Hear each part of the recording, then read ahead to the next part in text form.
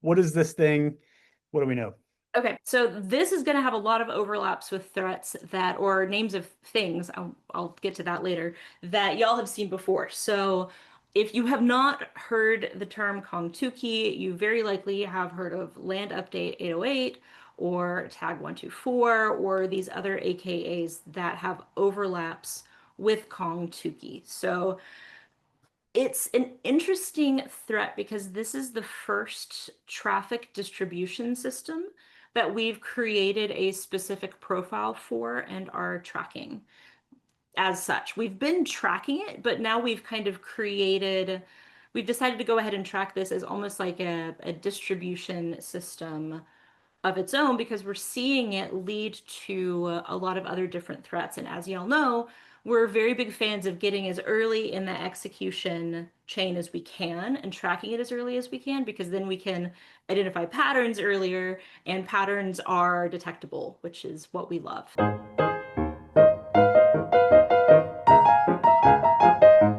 Thank you, everyone, for joining us again. For those of you who have been here ever, Steph is back. I was wondering today, like, if there's a leaderboard, and she may have actually, at this point, you may be a more consistent guest here on Office Hours than like either Dave or I, who consistently managed to miss Office Hours. I'm delighted I get to come hang out with y'all every month and talk about threats and other interesting topics. So very happy to be here again. Oh yeah, always a good time. I feel like we've got a rock solid one this week. This is super interesting. Largely your show today, Steph. So we are going to we'll kind of give everyone as usual an overview of September Intel Insights. That's not public yet, correct? That's tomorrow. The Thursday, that'll be Thursday, so day after. Perfect. And then we'll kind of go into KongTuke, and then perhaps if we have time, there will be a spirited debate at the end. I don't want to give anything away. It's not going to be as spirited, but it'll be good discussion. Mhm. All right, so I'm going to let you dive right in and take it. Just kind of tell us big picture. Aside from the fact that we've got most of the leaderboard in a tie for fifth place, Mhm. what's in here and what should we know? So, as you can see, most of the threats on the top 10 for this next month are things we've seen before. These are some pretty recent familiar faces that have rearranged positions a little bit. Cleanup Loader has been in, I think, the top 3 for the last few months, so that's stayed there. Amber Albatross has stayed in second, and several other familiar threats. The things that I want to point out in particular, Net Support Manager, which hit #1 for the first time ever last month, has fallen back down kind of into where it's been previously, which is a lower volume threat. We're still seeing it. And I think part of that is due to the fact that, like we discussed previously, we saw some precursor activity. So it's not that adversaries aren't still trying to deliver Net Support Manager as a payload. It's just the way that we calculate its actual presence on a system. I think we've detected a fair amount of it as precursor activity, but we still saw some in customer environments, which is why it is in the top 10. And then our main topic today will be KongTuke, which is how I say it because I like like poke bowls. And so I see that, and that's how my brain pronounces that. But I'm also open to suggestions if other people are very firm in a different pronunciation camp. Definitely hop in the chat and let me know. And so that's, I think, what we're going to focus on today since it's making its debut in the top 10 and is a really interesting kind of threat to talk about as well. Yeah, I'm excited about that. I will I wanted to take a moment for those who haven't seen it yet. So we published some joint research. I think the first piece of joint research or intelligence we published with our friends at Zscaler. And like relevant to like Net Support Manager, which is I think maybe just like the most prevalent of the RMM tools that we see get dropped and leveraged by adversaries, but like there are many where that comes from. And so if you haven't seen that blog, which I should have pulled the link to, I'm hoping someone will like do the ninja paste into the chat here soon. Go check it out because it was super interesting to see, what the leaderboard looks like when you just focus on RMM tools that like both we and the Zscaler team are seeing in our respective ways get abused and leveraged by adversaries. So that's I feel like in this kind of vein of things that are like seem to be a mainstay in like the list of top concerns. Like RMM tools is definitely way up there. So check that out. Thanks, Chris. Appreciate you dropping that in there. I have a silly question, and feel Yeah. free to say it's is not an important question to answer, but how does one get tied for fifth? Like, what are we measuring here? We're measuring, it's kind of complicated and it's changed over time as well. But what we're looking at is sort of the volume of different threats that are associatable across customer environments. And Okay, so so this is just number of occurrences of these things, and it just so happened that this week a whole bunch of people had basically the same amount of occurrences. that's a pretty good kind of broad strokes Okay, overview, I would say. cool. Thanks. Mhm. Counting things is hard. Yep. It is. And And making sure that it's the balance between making sure that we're accurately representing the data, but also trying to reduce as much error as possible, right? That's always the balance with these kinds of statistics. And Yep. so it is our best approximation to communicate what we're seeing in a way that kind of highlights what we're seeing more of versus less of between different months. But yeah, that's why I always like to talk about the context of the table, because the table taken by itself only tells you so much. It's all about kind of context and trends over time. Cool. Thank you. Mhm. Okay, so without further ado, KongTuke. I had to use like ChatGPT to figure out if like the phonetic spelling of this was correct. I don't even know if phonetic is the correct is the correct description of what we've done here. At any rate, that's how you say it. Stef, all right, give us let's dive right in. I know we got a good bit to get through today. So like so what is this thing? What do we know?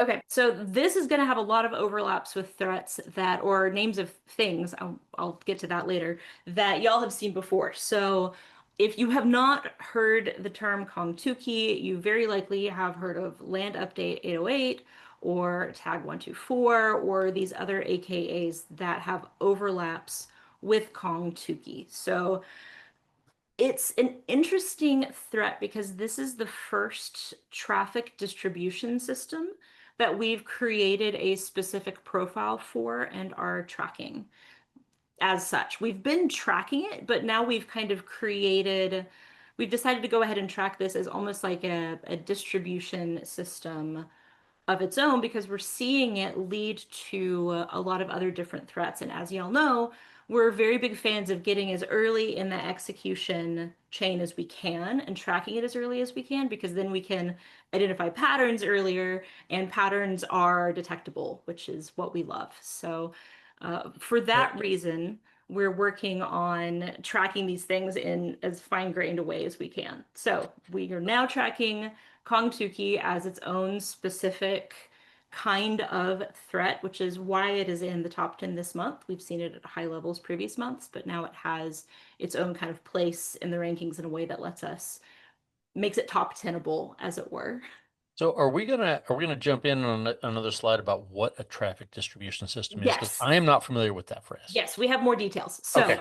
again, broad strokes, KongTuke is a traffic distribution system, and it was named because one of the URLs that it was using, one of the domains, is kongtuke.com. There were three when it first started becoming prominent and when people started noticing it, when it was being tracked primarily as 404 TDS. So it got associated with that domain as kind of a shorthand for this group's TDS activity. And so again, big broad overview, and then we'll talk about some of these pieces in more detail. It's a traffic distribution system. Specifically, it uses compromised WordPress sites to deploy malicious code. So these sites have JS, have JavaScript injects that present pop-ups. And historically, this is another threat that's been in that fake updates category, because that's what a lot of the lures were for. That's how they got a lot of victims to download their malicious payloads, was by presenting a fake browser update or another kind of fake update. And like everyone else this year, we're also seeing KongTuke leverage paste and run and fake CAPTCHA to do the same thing, to trick users into interacting with the lures and downloading payloads remotely after that interaction. Can we take a brief Personally side quest? excited to see quick fix and all the fake captcha stuff. It's like we can't escape talking about that in any given week, and so this week's no No, yeah.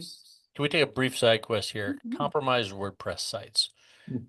Do we have any sense? I'm guessing that this is going to remain a fertile attack vector for maybe ever, Mhm.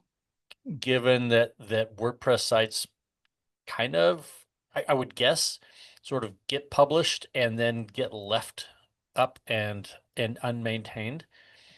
Like, do we have a sense of like how big that footprint is and I wonder if anyone is pressing any kind of initiatives to clean up the internet. Like if you think about the broken window theory of like urban management, Mhm. at some point do we do we think about maybe doing something about these WordPress sites that are like easily exploitable because they've been left unmaintained?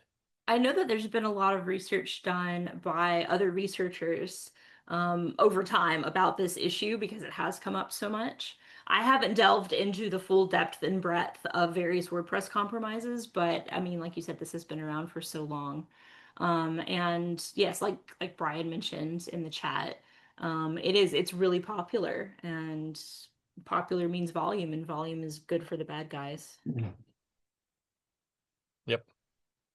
It just makes me sad that we can stand up a website that's vulnerable, but I mean, people don't know when they do that, and they leave it there for years, and it becomes a liability to the rest of us. Mhm. And we've seen other threats use that too. For example, Raspberry Robin also used some compromised QNAP infrastructure sites that had been left abandoned when they were first starting their distribution as well. So it's a tactic that Yep. they use. Although, when I think about it, let's say we did clean up all of those, people can still stand up their own sites with malware on them. Mhm. And so like I guess the leg up you get is that it's been up for a while and it may have a reputation of not being malicious for a long time. Mhm. All right. Thank you for that side quest. Yeah, absolutely. So we've been talking about traffic distribution systems, and the short answer is this is complex. This is very complex, and it's complex because this isn't just a malicious construct. Traffic distribution systems originally were platforms that were used for digital advertising to redirect traffic and redirect users to specific sites. Now it's gotten to the point where it's used so often by adversaries for malvertising that saying TDS has kind of the same connotations as certain remote access tools. It's something that is very often leveraged for evil and for shenanigans. And this is a very general diagram that I found from one of Unit 42's articles that I thought was really helpful because it shows how this is one of the more simple diagrams, kind of how these redirects work on the internet. There's a lot of traffic network routing that happens behind the scenes when users are just browsing, and KongTuke and its infrastructure kind of inserts itself into that process to redirect traffic to specific compromised websites. And so just to give you an idea of sort of what we're talking about, KongTuke sits in this place where they're able to use infrastructure to redirect user traffic to places they want it to go. Like when I was, just as I sit here and like look at this and just the series of redirects too, like I can imagine as someone who's done like, a lot of like network traffic analysis, and in general, I guess just as someone who uses the internet too, like that phenomenon where you go someplace and then you kind of expect at this point in the internet, unfortunately, like you're going to be redirected 2 or 3 times, usually really quickly, to get where you're going. So like, not that users should be expected to like detect this visually, but I think, to your point, there's a lot of opportunity. Like I imagine every one of those redirects is a potential point of weakness, injection. You just need to find, and I think maybe similar in principle to like the malicious advertising stuff too, right? You just need to be at any one place amidst 100 that kind of get pulled in when you visit most websites now. It seems like a thorny problem. It is. And complicated. Like I said, I was looking into this and I understand the internet, I understand computers, I understand malware and how bad guys put malware in front of users, and I still found this to be extremely complex and hard to understand. Like I said, this is the most simple of some of the traffic distribution system diagrams. The way that the redirects can work and even kind of like post malicious TDS redirect even more kind of in a more fine-grained way is very complicated. So is the idea here that there are just enough redirects that the intent systems just sort of give up following them? It's used partially for obfuscation, so it can be difficult to keep track of users browsing to malicious sites if the malicious sites are buried under several domain different redirections. Right. And also, it allows them to not to reuse over these redirect, but like to actually redirect the users to the specific sites they want the users to go to as well. So it's a combination of obfuscation and then just funneling them to Would that sites. be, would that be like redirecting to the various affiliates or to different payloads? Like, what do we see the intent of those I distributions? have another diagram for you, Dave. I All found right. this one. This is from a great recorded future paper on tag 124, which is another kind of part of this piece that has overlaps with KongTuke. So this is one of the best and least complicated overviews of how this works that I have been able to find. And so there are victims out there browsing. There's a network of compromised WordPress sites. And if you've got the users on this side and the adversaries on this side, the adversaries are using this KongTuke infrastructure to help put their lures in front of victims. There's a separate parallel distribution system for the actual payloads that is apart from that. So you've got kind of the what this is the envelopes that they're put in. I don't want to use that because that's used for like packet Well, example. when you I mean, since we've talked, I think everyone now is familiar with kind of click fix, file fix, things like that, right? Like the thing just pops up the error that you diligently respond to and they gain execution, which is what the payload happens. But this is really the plumbing that enables them to deliver, for instance, like, is that accurate? So like this is how they would deliver the JavaScript that pops up the error that they want the user to engage with when we're looking at something like click fix. This is how they would get the user to that page Got it. that Okay. has the evil JavaScript on it. Got it. And then from there, it's user interaction that leads to the specific lures, which is, again, sometimes going to be a fake update download, is going to be the fake CAPTCHA. And then from there, you have additional execution that starts to do things like pull down different payloads. And those go on to do their own shenanigans. Got it. So maybe to Dave's question before, I mean, it seems like inside, like once you're kind of inside of this, like once the user's kind of like traffic has been ensnared in this, like it sounds like or at least looks like the adversary's got a good number of options and flexibility too, right? In terms of like where you go from there and how far it goes.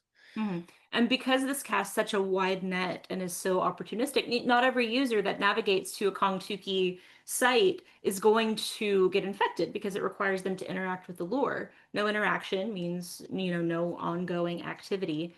And so that's another reason why it's difficult to assess how widespread this activity is, because plenty of users might pass by these sites without any interaction and without any additional payloads being downloaded. You kind of wonder too, like, I mean, in the same way that we've seen lots of other kind of like malware delivery systems over the years, like I'm sure there's targeting that takes place too, right? Like they might not want to present these payloads to people if they, don't meet certain criteria, certain browser. I mean, who knows, like all the different selectors they could be using on the way in to decide whether you're a worthwhile target, right? So There could be. I think a lot of this is very opportunistic, like a lot of the other fake updates groups, and then they will look at who to pursue for additional activity after they have access.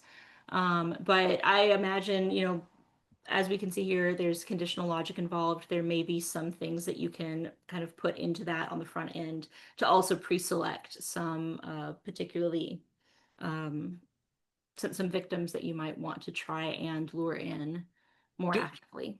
Are we also seeing that even those malicious sites sometimes just don't present the payload periodically just to obfuscate that it's there? The reason I'm asking is ran across an article this weekend. My son loaded the page up, and every fifth time he refreshed the page, he got what was obviously a lure. But the Mhm. other 4 times he didn't. And I wonder if they do that as a way of sort of hiding for a bit longer from scanners. Mhm.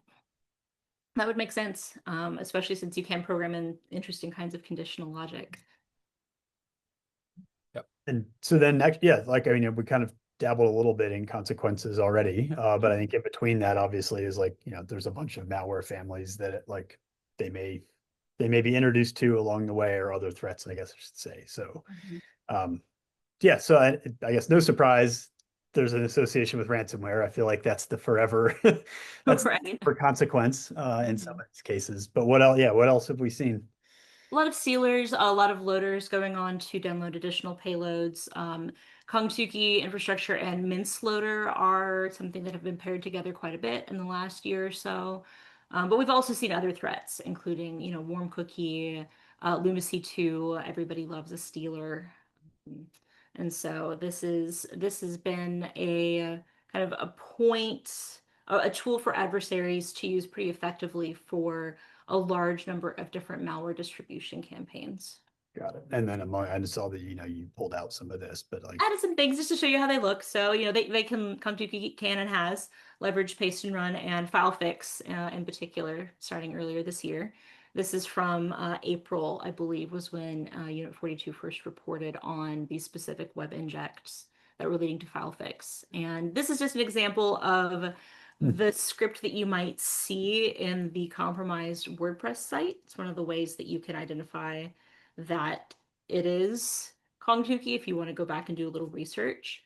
But from an endpoint perspective, it can be tricky to make that association without additional context.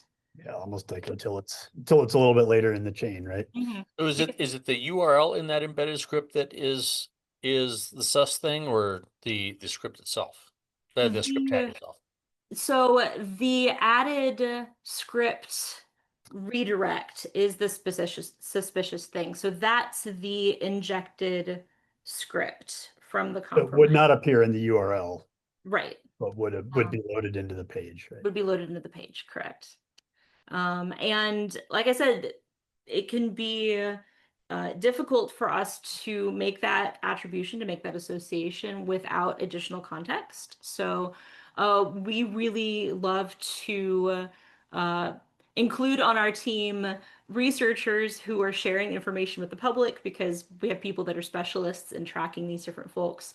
Monitor SG is especially great for helping us identify specific domains to KongTuke infrastructure and campaigns. And so that's a great resource that we use on our team. And if you can find the domain, you can also potentially go back and take a look at the references on those specific compromised sites, and see what the scripts look like, what the injects look like, and what the file names look like. If you go back to the last slide, you'll see that that specific example follows the same pattern on kind of the general sort of guidelines that we have for detecting whether or not there's a KongTuke web inject on a compromised site.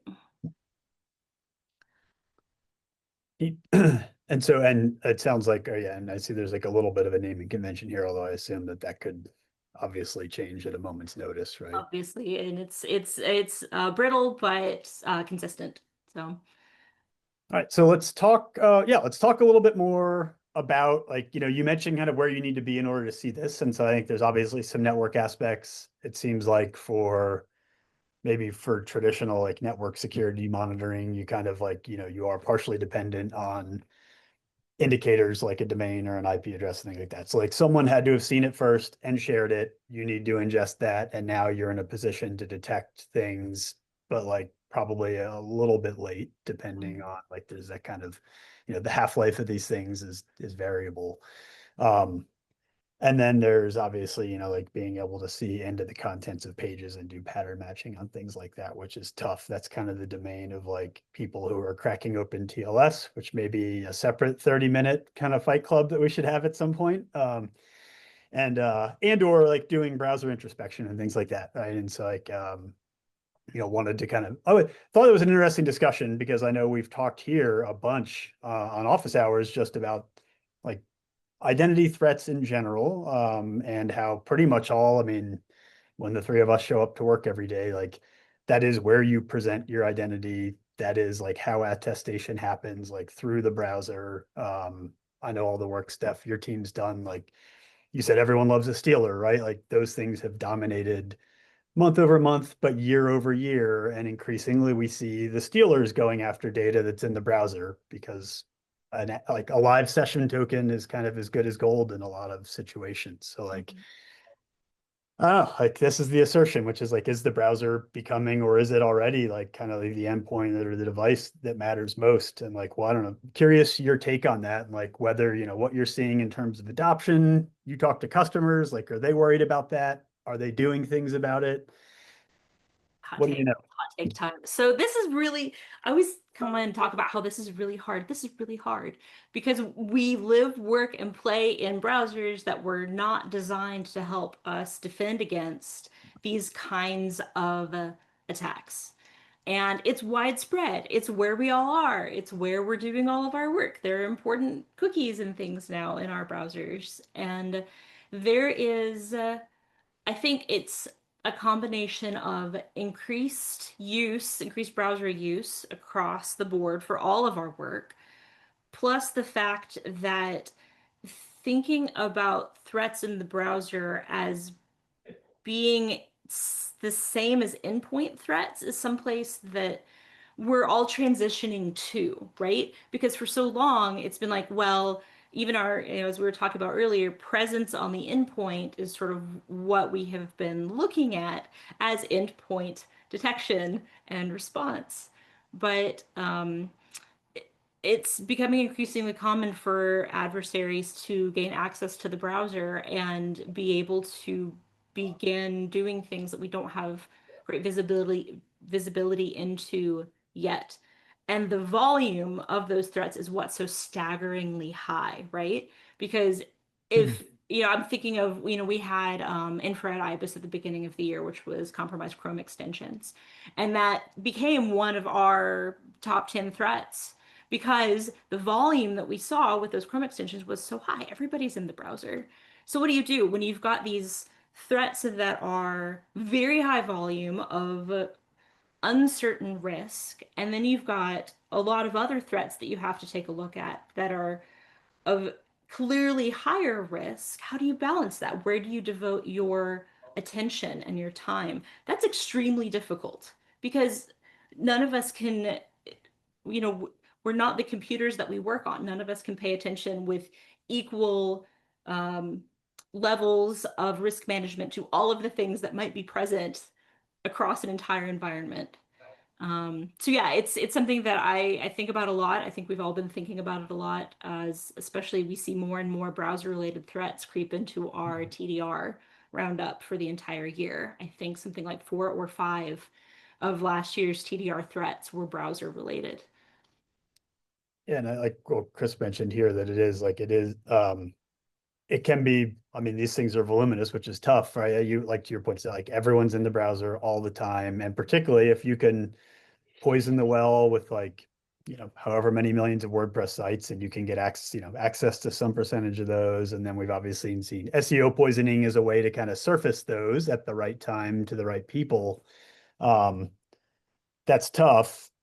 And so like that on the one hand is driving the volume, but I think, Chris is talking about like, when you say it's hard and it's another thing we have to do, he is right that like it is early in the tech chain too. So like it's be difficult, but it's also early and easier to untangle something when it's in the browser perhaps than once it kind of migrates over into an endpoint, and then, you know, now you're kind of in this cat and mouse game inside of an enterprise. But like,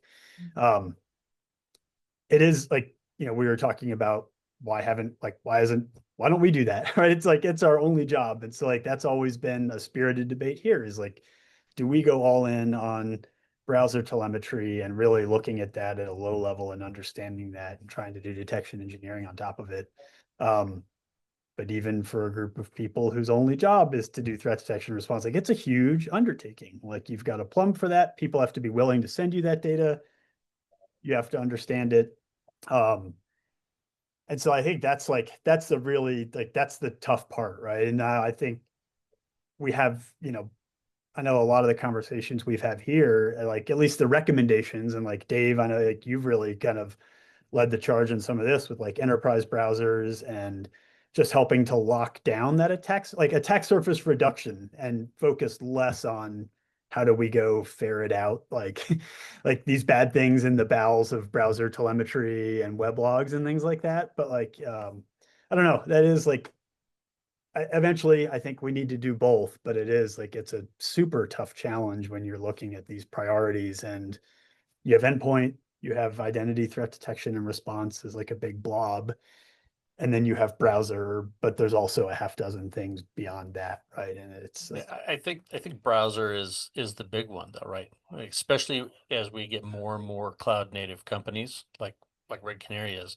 Like, the value of landing on an endpoint reduces when there isn't a lot of on-prem stuff to pivot to from there. If everything we have is in the cloud, then you don't need to go much deeper than owning the browser, right? And I from the first time I heard Island's premise that the browser is the most ubiquitous piece of software used on the planet, and it hasn't been designed for business. It doesn't have the controls that much of the rest of our stacks have. Like, that really resonated with me, right? And if I can, as an attacker, avoid all of the endpoint detection capable from process start stops and network start connections, and file loads, just simply by sitting in the tool that you use and exfiltrating data over a connection that has already been established and approved, like, I'm going to do that. And it's going to be a really tasty place for me to land. So I think we need to be moving into that market. We need to be we need to be grabbing as much telemetry as we can and building detections from it. That's sort of my call to arms for Red Canaries, where I think the next detection domain should be. yeah. So Scott Warden asked if we're seeing any browser telemetry from EDR vendors. I'm not sure we're going to see it from EDR vendors. I think we're going to see them from enterprise browsers, right? That's the reason that we deployed Layer X here. And I know that we're going to be talking with our new friends at Zscaler about what we can do there. But I think it actually the tooling has to be built into the browser, because the primitives that you can use in these environments are internal to the process itself, right? And the EDR vendors really have they have signals from the OS to work from, and the signals within browsers happen within a particular process. So I think we're going to have to get it from there.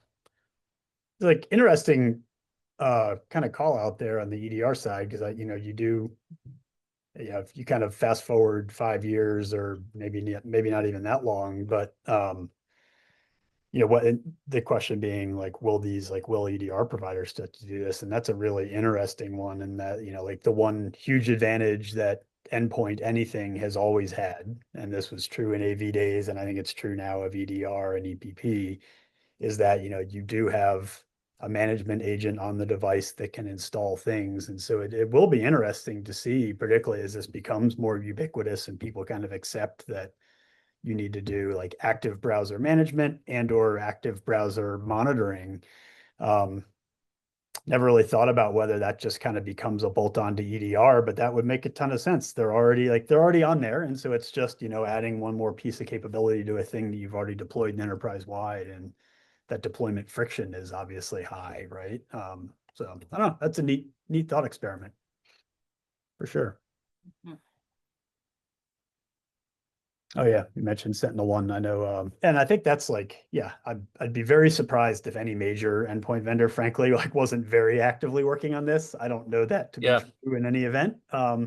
Yeah, and I was being pedantic in there and saying like an Yeah. EDR technology probably wouldn't do this, but an EDR vendor moving into a whole new class of telemetry gathering in terms of like a browser extension. A browser extension seemed like a completely reasonable way of bolting on enterprise capabilities on top of a browser. Um, so I expect our EDR vendors are going to start doing this, right?